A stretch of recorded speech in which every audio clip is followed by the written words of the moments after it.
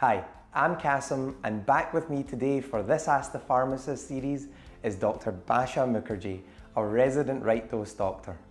Hello, it's so nice to be back with you today to bust some more medical myths.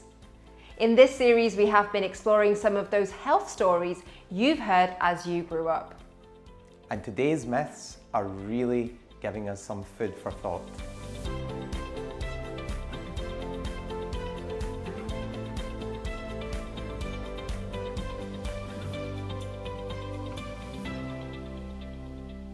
All right, on to the first myth of the day, the 5-second rule. You've all heard it, you've probably used it to justify not missing out on a tasty morsel that's fallen on the floor. So, does time really make a difference when you've dropped some food? Well, we've all been there, I'm sure. You're eating something delicious and suddenly it's on the floor.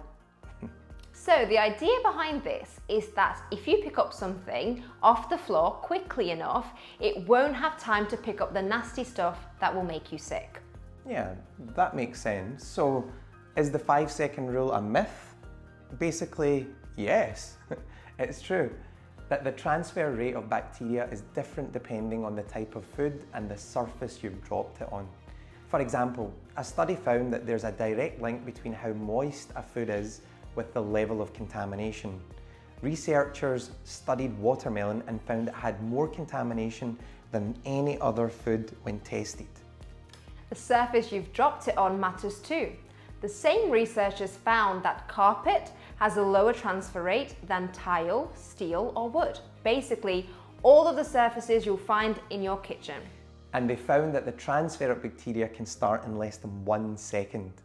So, unfortunately, sadly, if you want to keep your gut functioning normally, it's best to put whatever you dropped in the bin. Our second myth of the day is something we've all heard an elderly family member say to us over the chilly winter months in the UK. But should you really feed a cold and starve a fever? So this might be one of the oldest myths of all time. This expression was first traced back to the 1500s. Yes, this advice dates all the way back to the 16th century. They believed that there were only 2 kinds of illness back then. Number 1, an illness caused by low temperatures, just like a cold, that needed to be fueled, so lots of food was recommended.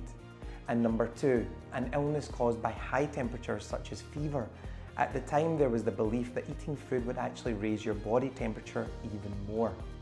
Well, luckily, medicine has come a long way since the 16th century.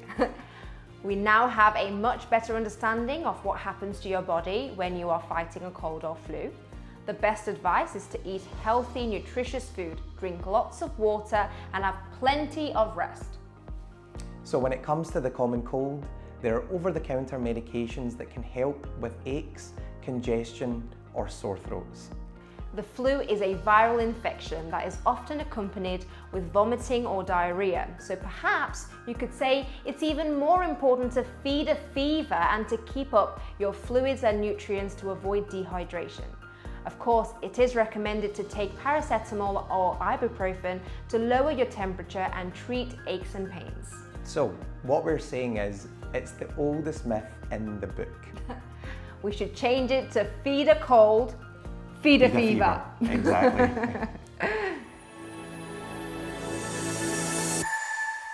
Well, that's all we have time for in this video. We will be busting more myths as we continue our series. So if you've had any more health myths you want busted, or if you have any health questions that you'd like to answer, leave a comment or message on social media or drop us a question at ask@rightdose.co.uk. So that's another myth busted. Bye. See ya. Don't forget to like and subscribe.